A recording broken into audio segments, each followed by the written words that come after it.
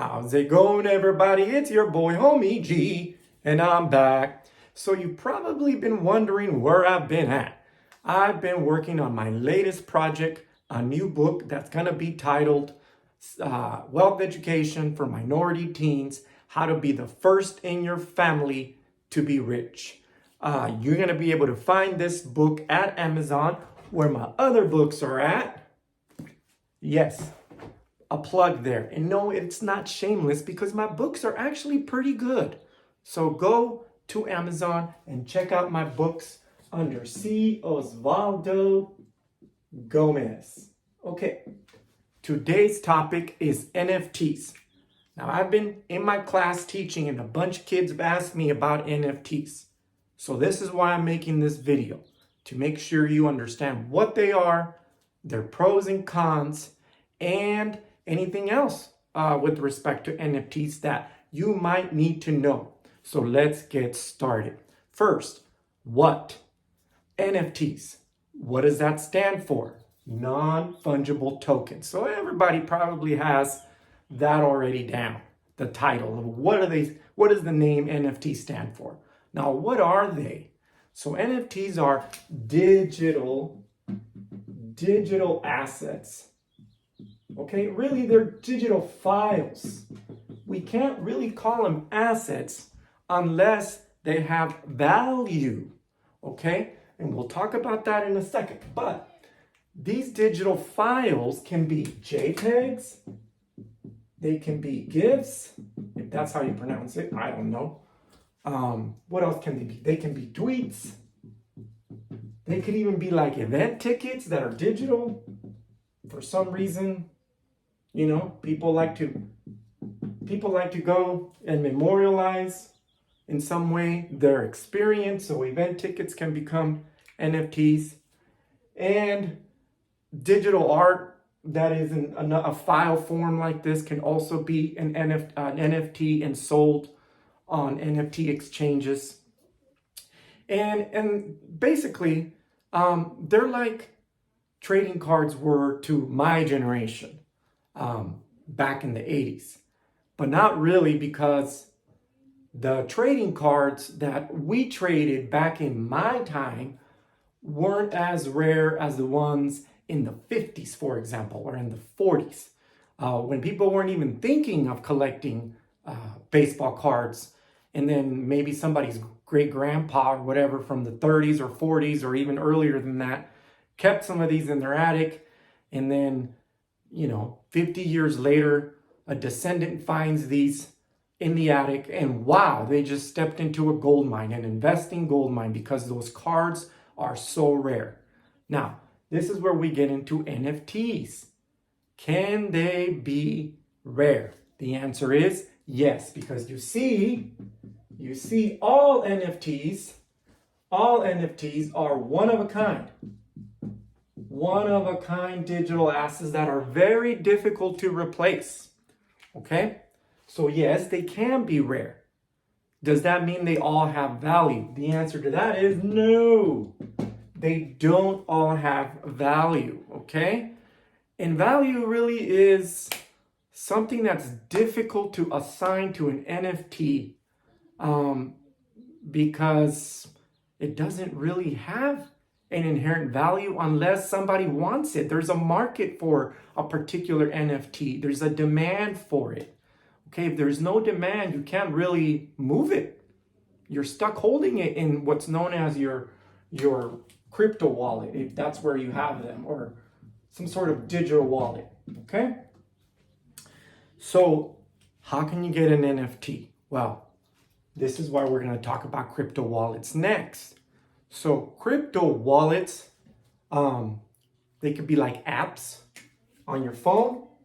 So, phone apps. One example can be Coinbase. Another can be Gemini.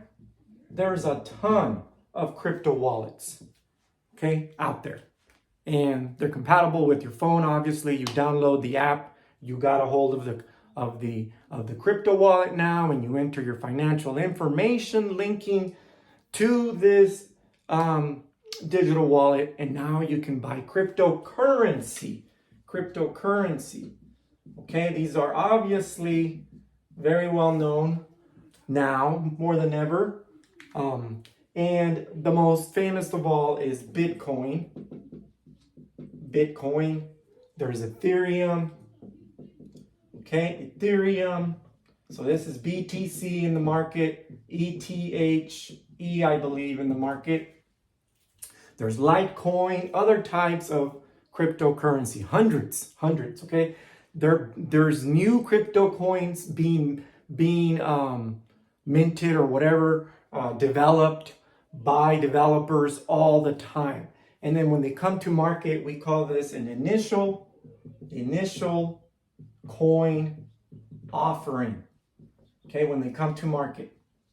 Okay, in an exchange, like Coinbase, for example. OpenSea is another exchange. The biggest one of all is actually OpenSea, where you can buy, trade cryptocurrencies. Anyway, so we have to use cryptocurrency most of the time, in most cases, to purchase NFTs. And then we gotta cross our fingers that sometime in the future, that NFT will be worth more than what you paid for. And you can unload it and sell it for a higher amount of cryptocurrency and thus make a profit. This is just like trading cards was back in my time. Again, if there is some rarity to the card, physical card, something that makes that card be worth more money, then you can sell it to a future investor, so to speak, or person that desires that trading card. Same thing with an NFT. Okay, now this is going to get us into talking about the dangers with NFTs and cryptocurrencies for that matter.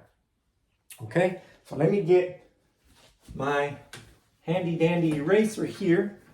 Now, let's say you see an influencer on Instagram hyping up a particular NFT slash altcoin project. They'll call them projects. Okay, that's what they'll call them, projects. It'll be on Instagram. Oh yeah, this is such a great opportunity. You should get into this. And so they have their little video set up and they'll pump it out on Instagram to, their thousands of followers. And they'll be basically hyping up this project. Now, okay, so what happens? You get all excited, right? Hey, if an influencer like Kim Kardashian or, any other influencers out there that you follow are getting hyped up about a project, offering a new coin and an ability to buy an NFT, then hey, you should get into it too, right? Not necessarily, and wrong. Okay, because these could be scams. You see, yes, NFTs allow the artist, for example. In many cases, if you get an NFT, the beauty about it is that it could allow you to be part of a community, some sort of fan club for purchasing the NFT from this influencer, celebrity, whoever it might be, artist. You might be getting a perk. Perk can include, a newsletter. It can include pictures, new pictures only they pump out to their community that bought this NFT. Nobody else gets access to those pictures. Whatever, a new song, a clip of a song. That's a perk you might get for purchasing that NFT. Now, what happens? Okay, so you buy in to this NFT. Little do you know, in some cases where a scam is happening, that these influencers are actually working for some sort of syndicate or group of developers, basically scam artists or people who have paid the influencer like $100K. If they have millions of followers, these influencers are going to get paid a nice chunk of change. Okay, and they then also give the influencer, so it might be paid money plus coins. You get, we're going to give you 10,000 of our new coins called IBC. So I made that up. So basically the influencer gets paid, okay, to promote this NFT. And possibly the coin, because it could be through an initial coin offering. They put it out in an exchange, the coin, and what the syndicate and the influencer do is they get out ahead of everybody else. What does that mean, getting out ahead? Okay, so I dropped my cleaning rag here, but basically how it works in a what's known as a pump and dump scheme, and this happens in the stock market too. Well, not the stock market, the over-the-counter stock market, OTC, over-the-counter, where penny stocks are sold. Penny stocks, okay, not the big-time stock market, because it's regulated by the SEC, and you can go. It's a lot more regulated, basically, in the regular stock market, but in the OTC penny stock market, pump and dump schemes happen all the time. Okay, so what happens? So this is a chart showing the price of IBC. I just created this coin, okay? And right now, at the exchange, OpenSea or wherever it's being traded, the price might be something like 0.020 cents per coin. Okay. So the syndicate, the group of developers, plus the influencers get thousands of coins. Okay, they buy them up right here where the price is low. They buy them up where the price is low. Now, they start their project. Okay, now that they own thousands of coins at 20 cents a pop, they start the project on Instagram. They start promoting the crap out of it, my little homies. Okay? So now everybody's like, oh yeah, I want in on this project too. Because the influencer said it's going to be great, wonderful, the best project ever. Okay. So what happens? It drives demand for this new coin. Okay? The price is going to have to go up because more people are buying it. Up. It goes. Okay.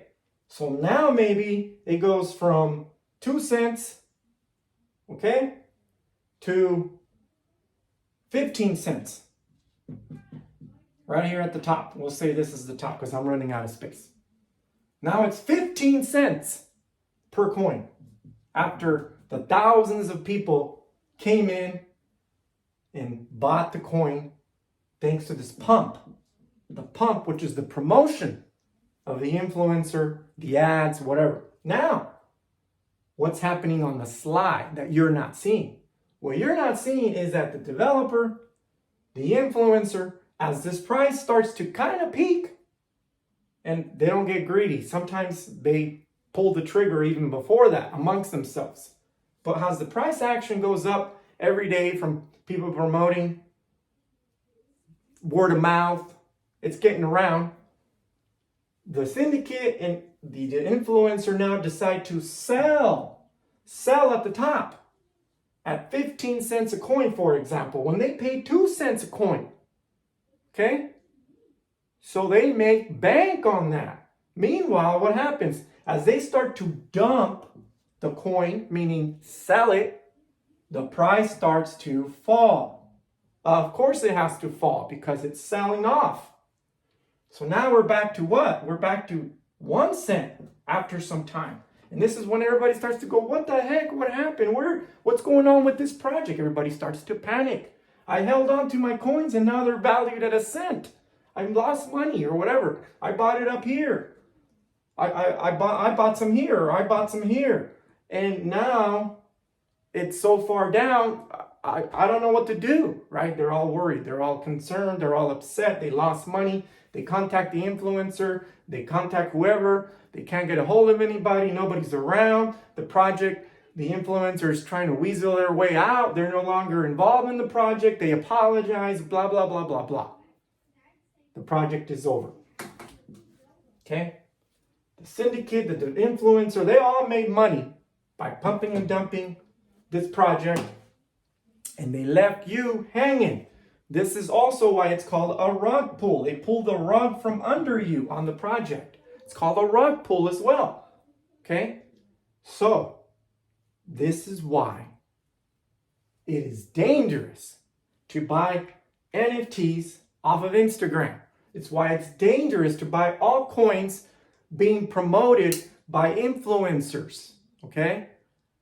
I would tell you not to ever do that, because you never know if it's a scam on the other side. A rug pull scam, pump and dump. Okay, you could lose a lot of money. So my suggestion to you is, if you are going to get NFTs, first make sure you're buying cryptocurrency. You're going to need it. Make sure that there are the signs that this is something legitimate.